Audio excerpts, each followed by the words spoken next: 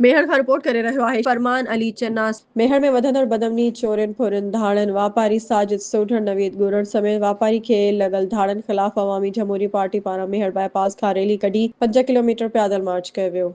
एहतजाजी march में शहरी इतिहाद, Sindh united party, JUI, PTI, क़ौमी अवामी तहरीक, अवामी हुर्रियत तहरीक, नौजवान शहरी एक्शन कमेटी समेत वॾी तइदाद में सियासी, समाजी, वापारी, मज़हबी तंज़ीमुनि जे अॻुवाननि, वकील साजिद चांडियो, वकील सईद पंवर, नियाज़ अली बुर्डो, सिकंदर सोढर, फ़कीर मोहम्मद तुनियो, मौलाना मसूद पंवर, वकील मीर खोसो, इजहारुल हक सिद्दीकी, वकील पंवर खोसो, मोहम्मद अयूब खोसो, मुख्तियार सिद्दी, बसीर गोरड़, वकील रिजवान हैदर, मजीद सोढर, मुमताज सूमरो शहरनि शिरकत कई। रैली में शामिल माण्हुनि अमन ॾियो, थाणनि ते पाथारियूं बंदि करियो, मेहर दादू में अमन करायो, शहरी फुराइण बंदि करियो, SSP हटायो, दादू बचायो जा ज़ोरदार नारा हणंदा रहिया। उन मौके ते अॻुवाननि ख़िताब कंदे चयो त मेहर में वधंदड़ बदमनी जो ज़िम्मेवार मेहर या दादू जा चूंडियल नुमाइंदा ई SSP दादू आहिनि, जेके थाणनि ते पाथारियूं क़ाइम करे मेहर समेत दादू ज़िले में ॾोहारियुनि खे आज़ाद छॾे ॾिनो, जेके रोज़ानो शहरी खे लुटे फुरे रहिया आहिनि। मेहर समेत दादू ज़िले ॾोहारियुनि जे घेरे में आहे। ॾोहारी रोड ब्लॉक करे कलाकनि जा कलाक शहरनि खे लुटनि था, पर कंहिं बि ॾोहारी खे गिरफ़्तार न पई करे। हुननि घुर कई त SSP दादू खे हटाए। मेहर में फुरजंदड़